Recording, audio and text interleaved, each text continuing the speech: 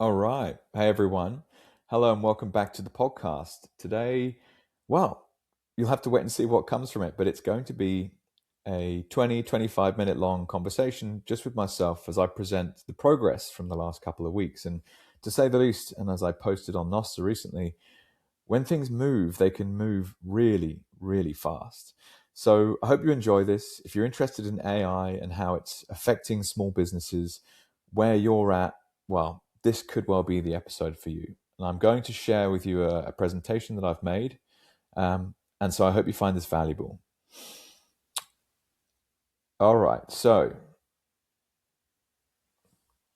what I learned assessing 5 Australian businesses for AI in 10 days. This is a solo episode. This includes real businesses, real numbers, and no fluff.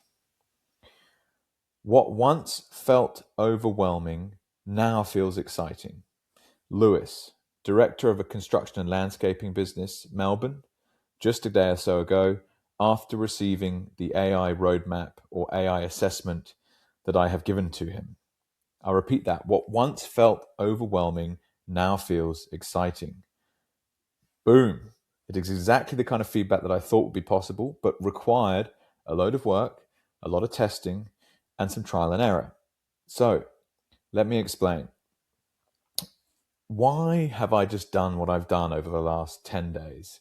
Well, let me tee it up. If you listen to the previous podcast episode, I was talking about a mentoring program called The Durable Man, and it was essentially a productized version of all of the major mistakes that I've made in my life and spun around to help people navigate all sorts of different decisions. Now, it's not that that was a bad idea, but the clarity that I received after posting for 15 or 17 days daily on Instagram was definitely not something that I wanted to do or was willing to do. And my wife was absolutely with me on that as well. If anything, it was her dropping breadcrumbs, going, "Come on, Jake, are you sure this is the right direction?" And she was talking a lot about AI, like, how's this going to impact our lives? What can we do? How can we get involved? And I'll drop all these links in the show notes as I go through this.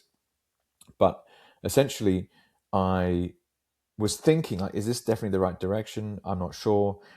What else can I test? And trying to lean into, as again, if you've listened to this podcast in the past, I am very interested in humanistic capital and intellectual capital that drive financial returns.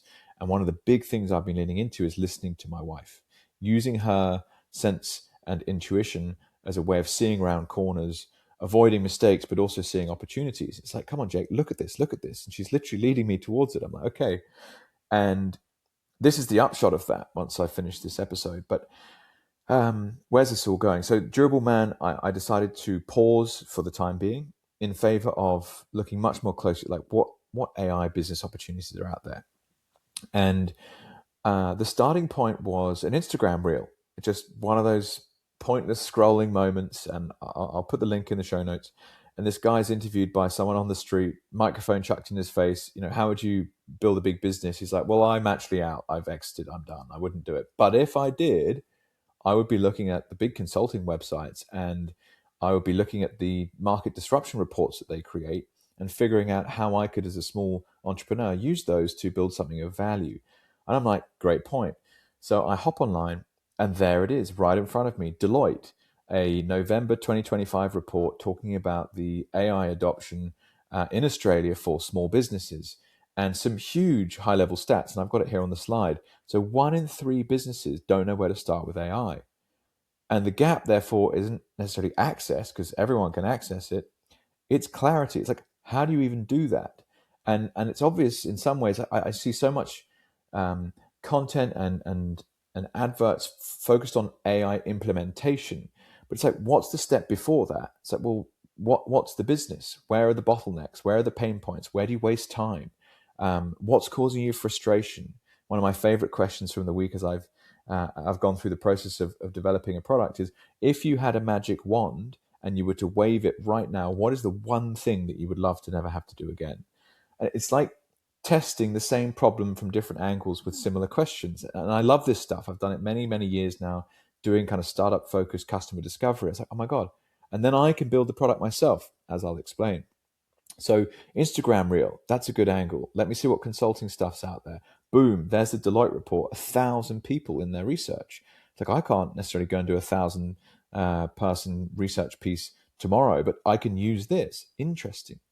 And it's like, okay, so if people are struggling to know where to even start with AI, how do I validate that this is a problem? And that was the next step, right? So, okay, let's go and see what we can do about this. I had my friend Belly over last Saturday, a week ago today. Shout out to Belly if he ever watches this. And Loz and he and I were really just thinking, like, how's AI going to change things? What opportunities are out there? We were teaching him about some of the progress we've made. And it's kind of cool to think a week later that I've been able to achieve this. Another piece of this puzzle is, of course, I'm always looking to learn myself. A critical piece of intellectual capital is always hunting for the information that's for you right now. And I was on the way to an appointment Monday morning in the car, chucked on a random podcast episode from a new podcast I've been listening to that was focused on AI and small business. And boom, there it was. This guy just running through how he'd built an assessment tool for small businesses and was essentially open sourcing it on this podcast based in the States, and explained what his route to market was, created a meetup, chatted to small business owners, and started creating a set of questions that he'd asked them to find out where their biggest bottlenecks were and how he could then apply AI to those things. I'm like, whoa, as if that just popped out of somewhere. And it's this energetics at play, right? I'm like, okay, cool. All you have to do is kind of recreate what they've done. So they've proved that it works in the US. Can you bring it to Australia? Does it work here? We've got a Deloitte report that says that Aussie businesses are struggling to adopt AI. You've now got this pain point that's been proven with a solution. What happens here? So I put together an SMS message, and it's super simple. I'm just going to read it to you quickly because I think you'll be quite surprised by how simple it is. Hi, how are you? I'm launching something new and want to test it on people I trust first. It's a free AI business assessment. You get a personalized report showing exactly where your business should start with AI and which tools will move the needle. It takes 20 minutes of your time, normally $1,000, free for my first few. Let me know if that's of interest. Thanks, Jake. And I sent that out to, I don't know, 20, 25 friends. And it was extraordinary. I just got replies, boom, boom, boom, boom, boom. Now, some of them weren't necessarily from, and I've just moved slides. So this is Monday morning, right? The SMS experiment. Some of them were like, no, AI scares me. I'm not interested in it. Other people like, my business is too small, or we're too low tech, or whatever, like a taxi business or a health practitioner. And then I got some which is basically just not the ideal customer profile. So my friend Nick, who runs a removals business, has helped me out a number of times. Yes, he has a problem that if he doesn't reply to things in 5 minutes, he loses the business to someone else. This is someone very active on Airtasker. But 5 people came back. Yeah, sure, keen, love to do it. Let me know how. You're like, whoa, that's interesting feedback. Immediately, you're getting 30, 40, 50% reply rate, of which 25% said, yeah, I'll book something. So Calendly link goes through, and suddenly by Tuesday, it's like, oh, okay, what have we got here? Well, we've got 4 bookings in. And so over Tuesday and Thursday, I recorded calls. They were booked in for 20 minutes, and I went through a very standard customer discovery process that I've done many times before for other types of products. And it starts with, teach me a bit about your business. And then it was, Monday morning, what do you do on a Monday, through to Friday, 5 p.m. And they take me through their week. Now, incidentally, anyone listening to this podcast now looking for more details on the offer that I have out there, this is the process you will go through on the phone with me, which is essentially mapping out how you spend your time. And what this is highlighting, as is often the case, and what I come back to regularly as a big Bitcoin investor, is Bitcoin is the most scarce thing you can possibly own as an asset from a financial capital perspective, but your time is your scarcest asset. And that's much more of a humanistic or intellectual capital bucket that people don't really think enough about, because your time is worth something to someone else. Now, from a business owner perspective, they get that, but do they really think about it clearly enough? And that's what came through. It's like, oh my gosh, I'm wasting all this time. So hosted the calls and learned loads. Like, shout out to the 5 that joined my trial. Couldn't appreciate you more. And what I've learned through this process is there's 100% an opportunity here that I can add huge value to people.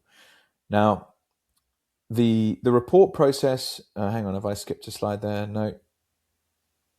Yeah. Okay. So this was the interesting thing. So around the cost of people's time. For example, Pete is an accountant. He can charge $450 an hour for his time. So any time that he's not billing that kind of rate is time lost. And his AI assessment showed him on an upper range, he was leaving on the table $17,500 a month. Whoa. Now, the incredible thing about the ROI on that is anyone in the consulting space, professional services, lawyers, they charge extremely healthy rates for their time per hour. But as soon as they get bogged down in systems and email and any kind of administrative task, they're not charging that kind of money. And that's what this assessment highlights. And on the lower end, so this was the smallest ROI in month one, if you were to implement what I suggest from creating the report, was 1,560, which was for Matt with a garden and lawn maintenance business. And as I'll explain later, the assessment is charged at $999 for now. I have validation around that number from the guys that came through this trial this week, where at least I have replies from both Lewis and Pete at this stage saying I'd happily pay $1,000, $1,500 for that. Immediately, I've got actionable insights that I can take myself. And as someone that's into self-sovereignty, again, as a big Bitcoin investor and advocate, and equally into Nostr, it's like being in control of yourself, investing in your own intellectual capital is the best ROI. Because what I'm essentially showing these business owners is, look, these are the tools you can apply tomorrow with off-the-shelf stuff that's literally just like refining a prompt, and you've just saved yourself a bunch of time, and that's worth, in the case of Pete, potentially $17,000 a month. Wow. So what is the system that I take people through? And if you were to take me up on this offer, what would you do? So first of all, you've got to find my website, find the AI assessment page. I'll share it in the show notes, and I'll also be promoting that specific web page in lots of content over the coming weeks. And you book a time. At this stage, I'm opening up the calendar for lunchtimes and evenings, which I think is the most useful time for a small business owner to have a spare moment to think about this stuff, because, of course, you're running businesses and you're super busy. So it would be a 20-minute Zoom call. Maybe it'll creep into 30 minutes if we're having a good conversation. I then take the information from that. Specifically, it's recorded, so I have the transcript. Now, that transcript, I have developed a bespoke prompt to share with Claude, and Claude then helps me create the assessment. I take that assessment and I put it into an app called Gamma, and that helps to organize it in a visually appealing way. And I then deliver that via email within 48 hours as a PDF. It is bespoke to that person's specific scenario. It's full of details on how they can actually implement some of the suggestions. And so it's totally actionable, which I love about it. It's like, okay, you're the business owner, the buck stops with you. Here's an assessment that shows you really, really simple. And generally, I've gone with 4 low-hanging fruit options for the business owner to take today that they can implement themselves. And then there is a second tier with 3 options, which are more long-term projects. So this first phase is the AI assessment. It's like, who are you? Where are you at? What do you do? What are your problems? Okay, cool. These are some of the high-level solutions that should help. Now, there'll be a second opportunity to engage my services on a more ongoing basis, bespoke to that scenario. For example, Lewis, as a landscaping business, was talking to me about some of the struggles he has with figuring out the best way to onboard new customers at the same time as showing them mock-ups of, like, for example, their new garden that they might be creating. It's like, here's some inspiration for what you might get if you were to work with us.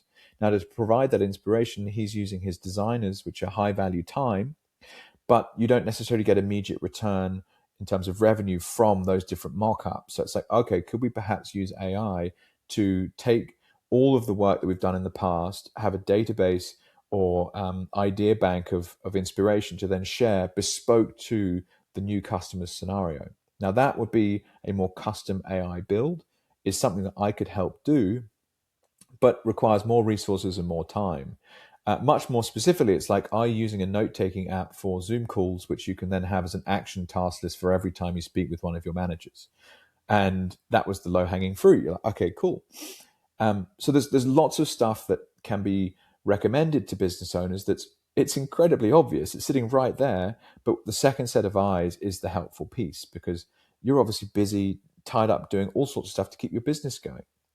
So if you wanted this today, I am offering it at 999 Australian dollars, and it comes with a guarantee. And that guarantee is that the report will pay for itself within month one with the recommendations that I make. And this is one of the extraordinary things that I learned this week. It's like, oh my gosh, we waste so much time.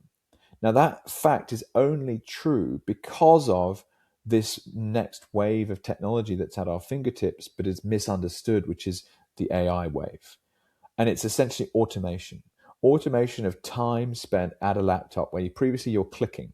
Like another example I'll give you is Matt with the gardening business. Sometimes he has 2 guys on site, sometimes he has 3 guys on site. Now he has to double check every single invoice manually and then upgrade from a 2x to a 3x on the labor metric, depending on what was actually done at the time. Now, a solution to that would be some kind of Zapier integration where you can automate the labor metric. That requires a little longer than just like the first week, but the ROI of time he gets back from a solution like that is huge. And so what I noticed in 5 assessments only was like, hang on a second, every single one of these business owners gets the ROI of the cost of this report in the first month. That's amazing. That's absolutely amazing. And so I'd love other people to have that opportunity. You can head to my website. I've listed it here, jakewoodhouse.io/AI-assessment.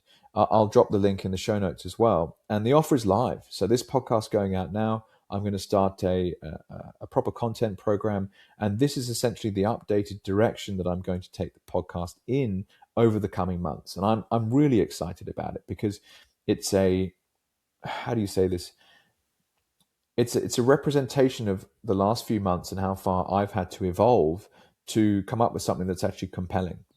And the constraints on my own life being I'm a homeschooling parent, I have an asset base that is healthy in terms of a cash runway. My time constraint is making sure that I give the kids my time to the extent that I want to. But equally, the net wealth stat that I had, it got chopped in half with the recent Bitcoin downturn. And that was like, whoa, what the hell just happened? And I've spoken about that previously in other content. Check out Daniel Prince's podcast, Once Bitten, if you want a more accurate description of what I was up to. But point being is I wanted to create a yield on my time. So I wanted to create value for other people. And what I've just presented through to you, I believe is a brilliant manifestation of that. It's like you spend 20 minutes with me on a call, you get an immediate ROI for your business in terms of becoming more efficient with the opportunity to get a better return on your time. How can you say no to that? Plus, I'm guaranteeing a full refund if the report doesn't show you how you can take immediate action that actually just pays for the cost of the report. And I'm willing to stand behind that. Like, I'm not looking for tire kickers. I'm looking for people that you're working on your business bloody hard, right? You've got time as a major choke point. Maybe you've got family commitments. Maybe you've got another business you're running. I don't know. But our time is our scarcest asset. And if you go through this process with me, I can get more of your time back. Now, some of the things that people were talking about doing with their time in terms of the last week, it's marketing. Like Paul, he runs a grocery business and he's tied up with this inventory problem where he's got 300 suppliers. They're bringing product into his store. They're coming with different terms in terms of payment. Like, do they have to pay up front? Do they pay once they've sold the product? They've got different volumes. He's also got a staff roster. He's also got a cafe. Like, whoa, he is really stretched for time. But if he did have some extra time, which I believe the assessment shows him he could, he would spend it on marketing his business. How interesting. Or going back to Pete, the accountant, if he didn't have so much of his time wrapped up how it is now, he would like to be a much more proactive financial advisor.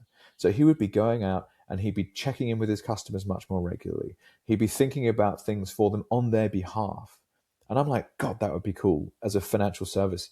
It's like, okay, you have an accountant that's sitting there, and not only are they helping you tick all the boxes that's required from a tax efficiency perspective and a compliance perspective and all the other things that accountants are good for, they're actually starting to think on your behalf.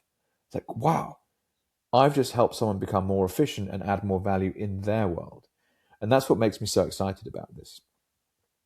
So my call to action for you guys who've got this far in the podcast episode, thank you very much. If you run an Australian business and you'd like clarity on where AI could be most helpful for you and equally how to potentially implement it further down the line with larger scale projects, the link's in the show notes. Get in touch. I'd love to book a call. I'd love to help you through this process. And equally, if you're not a small business owner, however, you're close to the technology market or whatever the case might be, you're listening to this podcast, which is awesome. If you know someone who might benefit from this, please share it with them. I'd really, really appreciate that because I think it gives huge value to all of us, including myself, and people buying their time back. How cool is that? So I'll leave you with this, and this is kind of cool. It's the gap. Oh, how do I say this in a succinct way? Well, I've done it on the slide here. The gap isn't access; it's knowing where to start, and that's been hammered home by not just the Deloitte report that I came across, not just the podcast episode that I listened to, but the on the ground research that I did over the last 5 days.